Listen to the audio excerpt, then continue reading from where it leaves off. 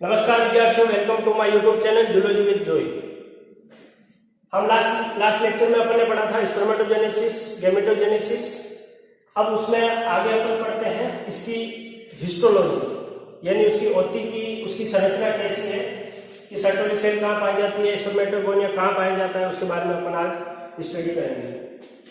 तो आपके सामने 3 डायग्राम बने हुए हैं, एक टेस्टिस का, एक उसकी टीएस का और एक उसके और माइक्रोस्कोपिक स्टडी। अब जो आपका ये टेस्टिस है, ये एक पूरा आपका टेस्टिस है। इसके पास लगी हुई होती है एक संरचना है जिसको बोलते हैं अपन एपिडिडाइमिस। लास्ट लेक्चर में अपन ने पढ़ा था जो स्पर्मेटोजेनेसिस है वो कहां शुरू होता है, प्रीमोर्डियल जर्म सेल से, पीएमजीसी सेल से, जो क्या होती है स्टेम सेल के इक्वल मानी जाती है। और वो कहां पाई जाती है, अपने सेमिनिफेरस ट्यूब्यूल। सेमिनिफेरस ट्यूब्यूल कौन सी आपकी, ये वाली सेमिनिफेरस ट्यूब्यूल है। इसकी जो एपिथेलियम होती है वो क्या होती है, जर्मिनल एपिथेलियम, यानी वो कोशिकाओं का निर्माण कर सकती है। और कोशिकाएं कौन सी होती है, वो प्रीमोर्डियल जर्म सेल। अब इसकी टेस्टिस की स्ट्रक्चर में अपन देखते हैं क्या होता है। एक तो इसकी जो बाहरी आवरण है वो किसका बना होता है, ट्यूनिका एल्बुजिनिया, और इसके बीच बीच में ये सेप्टम पाए जाते हैं, यानी जो सेमिनिफेरस ट्यूब्यूल है उनको अलग करने के लिए संरचना पाई जाती है जिसको बोलते हैं अपन सेप्टा या सेप्टिक। और ये जो संरचना आपको ग्रीन कलर की दिखती है बीच बीच में, ये क्या कहलाती है, आपकी सेमिनिफेरस ट्यूब्यूल्स।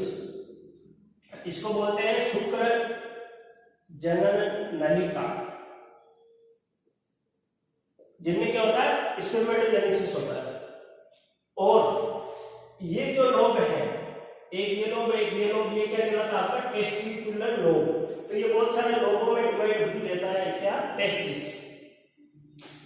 यहां आके जो सारी सेमिनिफेरस ट्यूब्यूल है यहाँ आके इकट्ठी हो जाती है। तो ये वाली संरचना वो क्या कहलाती है आपकी रेटेड टेस्टिस, यानी वर्षण जालक जिसको बोलते हैं। ये एक जाल समान संरचना बनाती है जिसको बोलते हैं वर्षण जालक। अब जो इसका बनता है वो यहां से होता हुआ आगे बढ़ता जाता है, वो यहां आता है। यहां से वो क्या काम वो करता है, वो एपिडिडाइमिस में आता है। एपिडिडाइमिस में क्या होता है, यहाँ पे ये स्टोर रहता है। यहां से भी वो क्या करता है, कैपेसिटेशन प्राप्त करता है, योग्यता अर्जन जिसको बोलते हैं वो प्राप्त करता है। उसके बाद ये कहां चला जाता है, ये आगे वासा डिफरेंस में चला जाता है, और वासा डिफरेंस से फिर किसमें, सेमाइनल वेसाइकल में चला जाता है।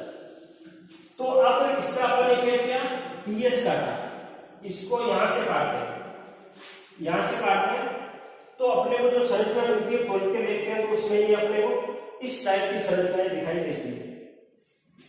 इसमें जो है आपका सबसे पहले क्या है, बेसल लेमिना, जो चारों ओर आवरण है वो कहलाता है आपका बेसल लेमिना।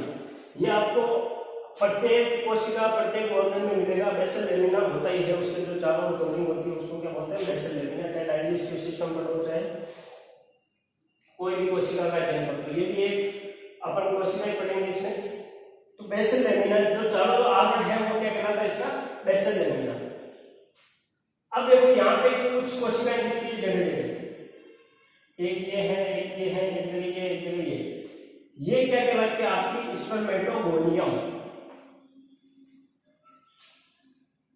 अभी अपन ने पढ़ा था कि जो सेमिनिफेरस ट्यूब्यूल होती है उसकी जो जर्मिनल एपिथेलियम होती है वो क्या करती है, डिवाइड करती है। तो ये जो सेल है वो यहां से डिवाइड होती है, और यहां से डिवाइड होकर क्या बनाती है, स्पर्मेटोगोनियम बनाती है। ये स्पर्मेटोगोनियम आगे डिवाइड होता जाता है, और यहाँ ये स्पर्म का फॉर्मेशन होता रहता है। और वो स्पर्म कहाँ आते हैं, यहाँ पे बीच में आ जाते हैं, जो क्या कहलाती है आपकी ल्यूमेन कहलाती है। यहाँ ये बीच बीच में आपको जो रेड कलर की केंद्र दिख रहा है वो आपका कहलाता है सर्टोली सेल। सर्टोली सेल के बारे में लास्ट लेक्चर में पढ़ चुके हैं अपन, क्या क्या फंक्शन है। तो यहाँ क्या करता है, ये स्पर्म यहाँ पड़े रहते हैं, यहाँ से भी ये ल्यूमेन की ओर मूव करते हैं, ये इधर जाते हुए दिख रहे हैं, तो यहाँ जाके ये स्टोर हो जाते हैं। और ये वाली जगह है ये ल्यूमेन, यहाँ से भी क्या करते हैं, ल्यूमेन में आते जाते हैं। इसके साथ साथ यहाँ पे ये देखो आपको लगी है लीडिंग सेल्स। लीडिंग सेल का क्या फंक्शन होता है, टेस्टोस्टेरोन सिक्रीट करती है, और टेस्टोस्टेरोन सिक्रीट करेगी तभी क्या होगा, आपका स्पर्मेटोजेनेसिस कंटिन्यू होगा, और बीच बीच में ये आपको मायोइड सेल दिखेगी। अब अपन ने क्या किया, सिर्फ इस भाग का कट किया तो अपने को ये स्ट्रक्चर मिली। अब इसमें देखो सबसे ऊपर ये अपना बेसल लेमिना आ रहा है, ये वाला इसको बोलते हैं बेसल लेमिना। इसके ऊपर ये देखो यहाँ ये सेल डिवाइड हो रही है और स्पर्मेटोगोनिया बना रही है। तो एक बहुत सारे हो तो बोलते हैं अपने स्पर्मेटोगोनिया, और अगर एक स्पर्मेटोगोनिया है तो बोलेंगे अपने स्पर्मेटोगोनियम। अब इन स्पर्मेटोगोनियम में क्या होता है, माइटोसिस। माइटोसिस यानी समसूत्री विभाजन होता रहता है, ये कंटिन्यू विभाजन चलता रहता है इधर, जिसको बोलते हैं समसूत्री विभाजन। यानी एक कोशिका से दूसरी कोशिका का, एक सेल से दूसरी सेल बनती रहती है, वो कहलाता है आपका माइटोसिस। इस तरह ये एक कोशिका से दो कोशिका, दो से चार, चार से आठ, आठ से 16 इस प्रकार की बनती जाती है। यहाँ अपन सिर्फ अब एक ही सेल का, जैसे ये डिवाइड हो रही है अपन इसको लेते हैं, ये सेल डिवाइड हो रही है, ये डिवाइड होकर कितनी सेल में कन्वर्ट होगी, 2 सेल में। ये 2 सेल क्या होती है, फिर ये डिवाइड करना शुरू कर देती है, 2 सेल किसमें कन्वर्ट हो गई, 4 सेल में।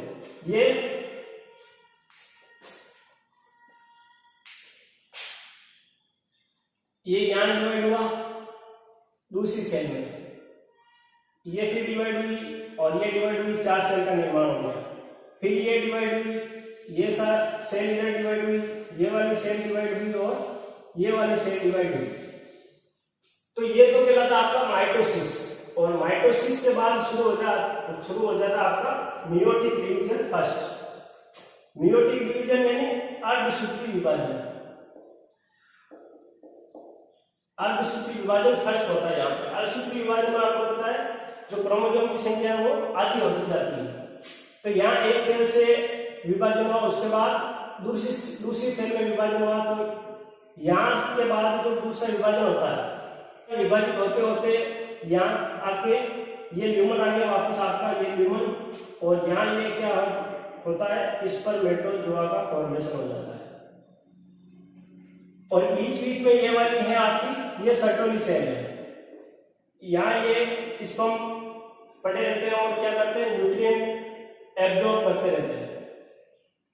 तो ये वाली होगी आपकी प्राइमरी स्पर्मेटोसाइट, फिर आता है आपका सेकेंडरी स्पर्मेटोसाइट। सेकेंडरी स्पर्मेटोसाइट किसमें कन्वर्ट होता है, आपके स्पर्मेटिड में, और स्पर्मेटिड किसमें कन्वर्ट होते हैं, फिर डिफरेंशिएटेड स्पर्मेटिड में, और यहाँ आके ये क्या कहलाता है आपका मैच्योर स्पर्मेटोजोआ। अब टेस्टिस की स्टोरियोलॉजी के बाद अपन देखते हैं एक स्पर्मेटोगोनिया से स्पर्म का फॉर्मेशन कैसे होता है, यानी द्विगुणित कोशिका से एक गुणित कोशिका में कैसे कन्वर्ट होता है। अपन ने 3 अवस्थाएं पढ़ी थी स्पर्मेटोजेनेसिस में या oogenesis, दोनों में कितनी अवस्थाएं होती, 3 अवस्थाएं होती है। फर्स्ट कौन सी होती है आपकी, मल्टीप्लिकेशन फेज, यानी एक कोशिका से 2 कोशिका का निर्माण, 2 से 4 कोशिका का निर्माण। उसके बाद क्या होती है, ग्रोथ होती है, उसको बोलते हैं ग्रोथ फेज। और उसके बाद क्या होता है, मैच्योरेशन यानी परिपक्वता अवस्था। तो 3 अवस्थाएं होती है। अपन ने पढ़ा था कि स्पर्मेटोगोनिया से स्पर्म का फॉर्मेशन होता है। तो ये आपका स्पर्मेटोगोनिया, ये स्पर्मेटोगोनिया कहां से है, आपके जर्मिनल एपिथेलियम से। इस स्पर्मेटोगोनिया में कितने क्रोमोसोम होंगे, आपके 44 क्रोमोसोम प्लस X और Y सेक्स क्रोमोसोम, यानी आपके 46 क्रोमोसोम होंगे। अब ये सेल क्या करेगी, डिवाइड होगी, तो 2 कोशिकाएं बनाएगी, एक इधर बन जाएगी और एक इधर बन जाएगी। ये क्या कहलाएगा आपका माइटोसिस, यानी समसूत्री विभाजन। और समसूत्री विभाजन में आपको पता है क्रोमोसोम की संख्या वो क्या होती है, निश्चित रहती है। तो यहाँ पर भी कितना होंगे, 46 क्रोमोसोम होंगे, इधर भी 46 क्रोमोसोम और इधर भी 46 क्रोमोसोम। अब ये जो कोशिका है वो क्या करेगी, ग्रोथ करेगी। इसको अपन ने नाम दिया क्योंकि क्रोमोसोम संख्या सेम है, इसलिए इसको स्पर्मेटोगोनियम ए दे दिया और इसको स्पर्मेटोगोनियम बी दे दिया, क्योंकि ये सिर्फ डिवाइड ही कर रही है। इसके बाद क्या करेगी, सेल ग्रोथ करेगी। ग्रोथ करने के बाद अपन उसका नाम दे देते हैं प्राइमरी स्पर्मेटोसाइट, प्राथमिक स्पर्मेटोसाइट। इसमें भी कितने क्रोमोसोम होंगे आगे आपके 46 क्रोमोसोम होंगे, यानी अभी तक द्विगुणित कोशिका ही चल रही है। अब क्या होगा, प्राइमरी स्पर्मेटोसाइट है उसमें क्या होगा, फर्स्ट मेयोटिक डिवीजन होगा यानी अर्धसूत्री विभाजन।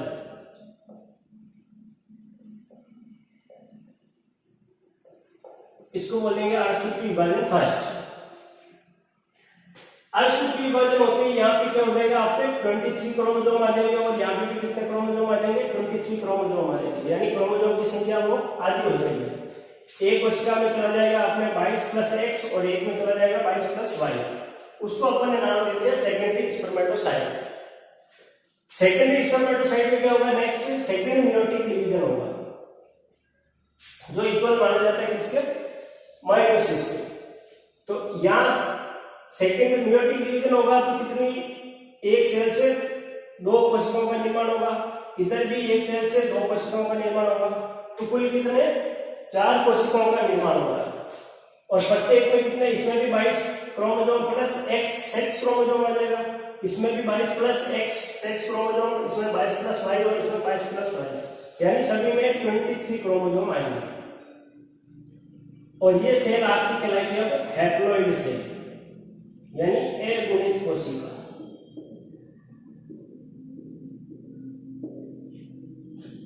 यहां फिर ये क्या होगा, इसको अपन नाम देंगे इसको स्पर्मेटिड, और ये स्पर्मेटिड ट्रांसफॉर्म हो जाता है किसमें, स्पर्मेटोजोआ में, और फिर किसमें चला जाता है, ये ल्यूमेन में। और तो ये प्रत्येक जो स्पर्म है इसमें क्या हुआ, 23 क्रोमोसोम होगा, क्योंकि ये क्या है, गैमेट, और गैमेट क्या होता है, अगुणित होता है। तो इसका मतलब क्या हुआ, जो सेक्स डिटरमिनेशन है, लिंग निर्धारण, वो कौन करता है, मेल करता है, ना कि फीमेल करती है।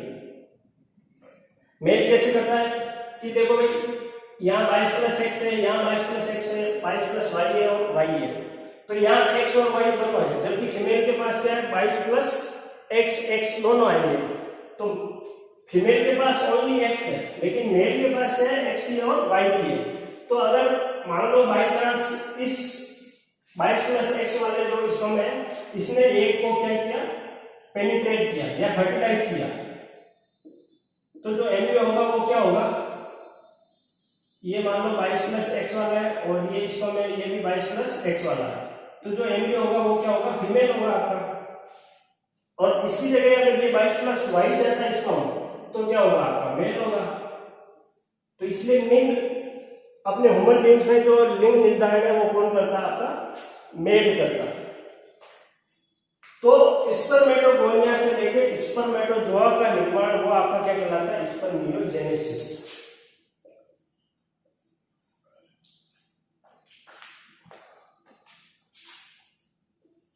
ये क्या कहलाता है आपका, स्पर्मियोजेनेसिस। स्पर्मेटोगोनिया से स्पर्मेटोजोआ का निर्माण होना स्पर्मियोजेनेसिस कहलाता है। तो ये था आपका स्पर्मेटोजेनेसिस।